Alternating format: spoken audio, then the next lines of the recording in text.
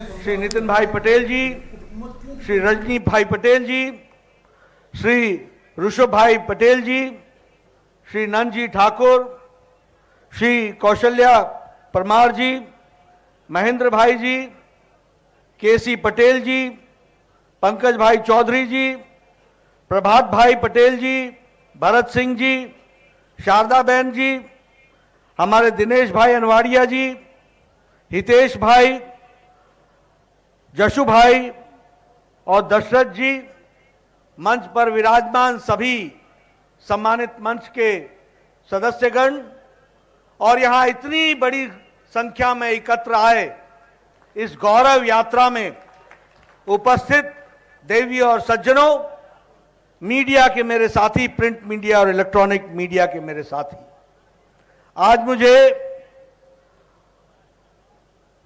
बहुचर राज जी के माता जी के मंदिर में नमन करने का सौभाग्य प्राप्त हुआ। मैं जब यहां आया हूं तो मैं बहुचर राज जी मंदिर में जहां नमन करता हूं, वहीं मधेश्वरी मंदिर में भी नमन करता हूं, वहीं मधेरा सूर्य मंदिर को भी नमन करता हूं। और ये जो शक्तिपीठ यहां अंबाजी, यहां कालिका मां और ये माताएं जो शक्तिपीठ के रूप में विराजमान हैं, इनको भी मैं नमन करता हूं और उनसे आशीर्वाद लेकर के अपनी बात प्रारंभ करता हूं। मित्रों, आज अभी रूपाला जी ने और हमारे यशस्वी मुख्यमंत्री सम्माननीय भूपेंद्र भाई ने आपके सामने गौरव यात्रा के बारे में चर्चा की है। मैं आप लोगों से एक बात कहने आया हूं। मुझे यह सौभाग्य मिला है कि मैं गौरव यात्रा का श्री गणेश करूं। 5 स्थानों से यह गौरव यात्रा गुजरात में चलने वाली है। आज मैं द्वारका पीठ पर जाने वाला हूं, वहां से भी गौरव यात्रा का प्रारंभ करूंगा। कल हमारे भारत के गृह मंत्री अमित शाह जी आएंगे, वो 2 स्थानों से 3 गौरव यात्राएं प्रारंभ करेंगे। उसमें से एक गौरव यात्रा हमारे आदिवासी भाइयों को समर्पित होगी। भगवान बिरसा मुंडा को याद करके वो यात्रा चलेगी। मैं इन तमाम यात्राओं के प्रारंभ में, जो मुझे यहां सौभाग्य मिला है कि मैं इस यात्रा का प्रारंभ करूं, मैं अपनी ओर से आप सबको बहुत बहुत बधाई देता हूं और धन्यवाद देता हूं कि गुजरात के प्रदेश अध्यक्ष और उनकी टीम ने इस गौरव यात्रा को निकालने का निर्णय लिया। मित्रों, यह गौरव यात्रा कोई भारतीय जनता पार्टी की गौरव यात्रा नहीं है। यह यात्रा निकालने वाली भारतीय जनता पार्टी हो सकती है। यह गौरव यात्रा सिर्फ गुजरात की गौरव यात्रा नहीं है। यह गौरव यात्रा भारत के गौरव को स्थापित करने वाली गौरव यात्रा है। और यह मैं कहने के लिए नहीं कह रहा हूं, हम सब लोगों के लिए सौभाग्य की बात है कि जो देश को दुनिया के नक्शे पर फिर से पुनर्स्थापित करने के लिए, आत्मनिर्भर देश बनाने के लिए, विकसित भारत बनाने के लिए, सबका साथ, सबका विकास, सबका विश्वास, सबका प्रयास, सबको साथ लेकर के चलने वाला भारत, जो आदरणीय प्रधानमंत्री नरेंद्र मोदी जी के नेतृत्व में देश आगे छलांग लगा रहा है, उस गौरव यात्रा की गंगोत्री गुजरात है। इस बात के लिए मैं आपको बधाई देना चाहता हूं।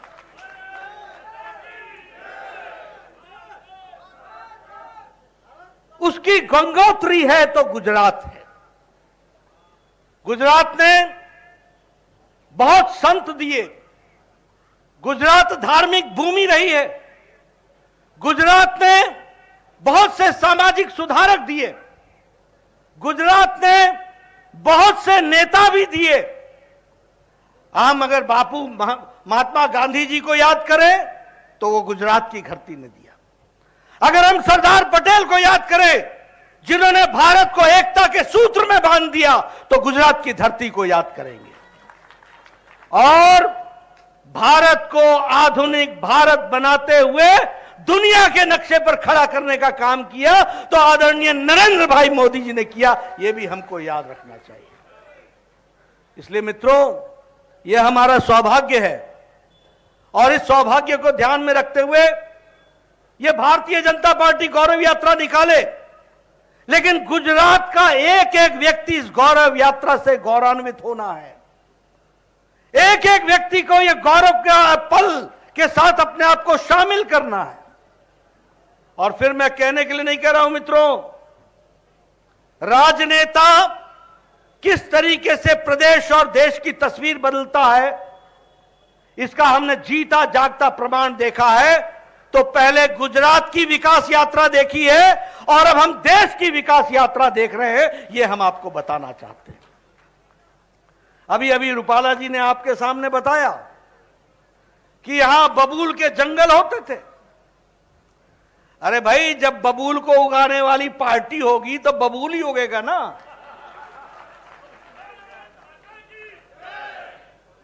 रोपे पेड़ बबूल का, आम कहां से होए।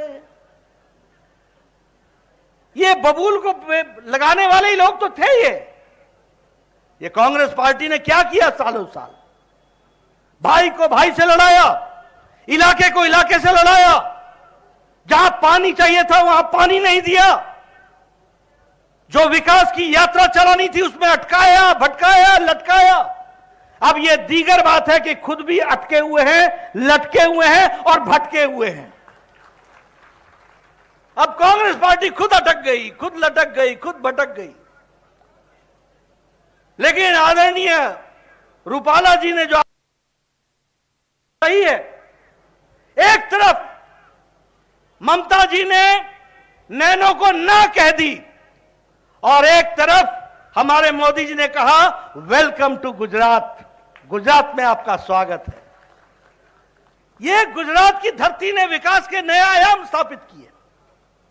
मुझे याद है जब नए नए मुख्यमंत्री बने थे आदरणीय मोदी जी, उनको मैं हिमाचल में स्वागत के लिए ले जा रहे थे। उस समय मोदी जी ने वहां उस दिग्विजय सिंह जो मध्य प्रदेश के मुख्यमंत्री थे उनको बुलाया था। और यह मैं आपके सामने इसलिए बता रहा हूं कि शुरू से उनकी तड़प थी कि हमारा गुजरात, जो कभी सरदार पटेल ने सोचा था कि हम इसको हरा भरा करेंगे, 2 साल नहीं बीते, 5 साल नहीं बीते, 3 दशक बीत गए, सुधरे नहीं, उसको रास्ता दिखाने का काम किया तो आदरणीय नरेंद्र भाई मोदी हमारे कुछ समय के मुख्यमंत्री और आज के प्रधानमंत्री। मित्रों, विकास की मैं बहुत सी कहानियां आपके सामने रख सकता हूं, लेकिन मैं आप लोगों को बताना चाहता हूं कि आप और हम बड़े खुशनसीब हैं कि आज नरेंद्र भाई मोदी हमारे देश के प्रधानमंत्री। आज कोरोना की लड़ाई जिस तरीके से इस शताब्दी की सबसे बड़ी लड़ाई थी, आप अमेरिका की तस्वीर उठा के देखिए, आज भी आधे लोग आपको मास्क लगा के फिरते हुए दिखेंगे। आप यूरोप की तस्वीर उठा के देखिए, अभी भी आपको वहां पर लोग मास्क लगाए हुए दिखेंगे। आप अमेरिका की तस्वीर उठाइए, जो बाइडेन भी पहले मास्क उतारता है तब माइक पर बोलना शुरू करता है। लेकिन यहां आप लोग बड़े नजदीक नजदीक बैठे हैं और किसी के भी मुंह पर मास्क नहीं है। यह इसलिए हुआ है कि प्रधानमंत्री मोदी जी ने 217 crore double dose with booster हमारे को सुरक्षा कवच दिया है, तो 130 करोड़ की जनता उसमें से निकल सकती है। वैक्सीन की बात करें, मैं बार बार इस बात को बोलता हूं, इस देश में 25 साल लग गए ट्यूबरक्लोसिस की दवा पहुंचने में, इस देश में 28 साल लग गए स्मॉल पॉक्स की दवा को पहुंचने में, इस देश में लगभग 25 से 30 साल लग गए पोलियो की दवा को पहुंचने में, इस देश में 100 साल लग गए जापानी बुखार की दवा को पहुंचने में। लेकिन मोदी जी ने इस देश में 9 महीने के अंदर 2 वैक्सीन बना करके दी और आप सबको सुरक्षित करने का काम किया। मित्रों, यह सरकार प्रोएक्टिव सरकार है, प्रो रिस्पॉन्सिबल सरकार है, प्रो रिस्पॉन्सिव सरकार है। लोगों के दुख दर्द को समझने वाली सरकार है। अभी आप देखिए, यूक्रेन में युद्ध हुआ, कोई देश था जिसने इस युद्ध को रुकवा करके अपने लोगों को लाने का प्रयास किया? कोई देश था? किसी देश ने भी इसकी कोशिश की? लेकिन हां, मैं गौरव के साथ कह सकता हूं कि जब यूक्रेन में युद्ध चल रहा था तो हमारे प्रधानमंत्री जी ने एक ही स्वर में पुतिन से बात की, दूसरे फोन से उन्होंने जेलेंस्की से बात की और युद्ध को रुकाया और 22,000 बच्चों को एक सप्ताह के अंदर वापस सुरक्षित घर पहुंचाया, जिसमें से 2,000 बच्चे गुजरात के भी। आज गौरव यात्रा इस बात के लिए नहीं करनी चाहिए कि हमारा प्रधानमंत्री ऐसा है जो देश को सुरक्षित रखता है, और उसी तरीके से जब मैं 22,000 बच्चों की बात कर रहा हूं तो मैं ये भी बताना चाहता हूं कि युद्ध को जब रुकवाया था तो दूसरे देश के बच्चे भी भारत का झंडा लेकर के वो भी कर गए थे, वो भी हमको याद रखना है। मित्रों, आज विकास की एक नई कहानी लिखी जा रही है। एक समय था यूपीए की सरकार में जब नेशनल हाईवे दिन भर में 12 किलोमीटर बनते थे, आज दिन भर में 37 किलोमीटर नेशनल हाईवे बन रहा है। एक समय था जब रेलवे लाइन एक साल के अंदर 375 किलोमीटर बनती थी, आज 1458 किलोमीटर रेलवे लाइन बन गई, रेलवे की लाइन लग गई। विकास के नए आयाम लिखे जा रहे हैं, हर दृष्टि से इस काम को आगे बढ़ाने का काम पकड़ा। और मैं ये भी कहना चाहूंगा, जिस बात के बारे में चर्चा रूपाला जी ने की है, ये नैनो यूरिया, अगर गुजरात का कोई बच्चा इसका पेटेंट लेता है तो इसको भी गुजरात की धरती में प्रारंभ करके एक किसान की दृष्टि से यूरिया जगत में एक क्रांति लाने वाला काम चल रहा है, इसको भी हमको समझना चाहिए। और प्रधानमंत्री मोदी जी खुद इस बात की चिंता कर रहे हैं कि किस तरीके से इसको खड़ा किया। एक समय में 27,000 करोड़ रुपए एग्रीकल्चर का बजट था, आज 1,24,000 करोड़ रुपए एग्रीकल्चर का बजट है। किसानों की दृष्टि से देखा जाए, आप बताइए, किसान सम्मान निधि आपको मिल रही है कि नहीं मिल रही है?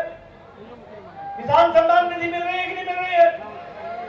मित्रों, एक समय में एक प्रधानमंत्री कहता था कि मैं 1 रुपया भेजता हूं तो 50 पैसे पता नहीं किस हाथ में चिपक जाते हैं।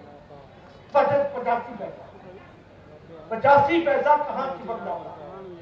आज मोदी जी ने 11 करोड़ किसान को शिमला के रिंग मैदान से एक बटन दबा करके पूरे 11 करोड़ किसानों को 15 सेकंड के अंदर उनके खाते में 2-2 हजार रुपए पहुंचा दिए। ये बदलता भारत है, ये बदलती भारत की तस्वीर है।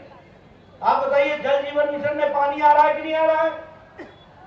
इंदिरा आवास योजना में लोगों को मकान पक्के मिल रहे हैं कि नहीं मिल रहे हैं? मित्रों, एक समय था, एक अनार 100 बीमार, एक पंचायत में एक घर मिलता था।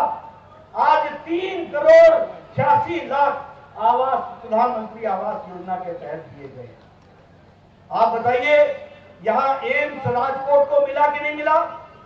All India Institute of Medical sciences आया कि नहीं आया? वो क्यों आया?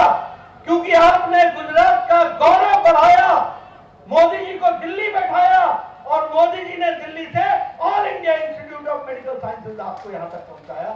ये भी हमको समझना होगा।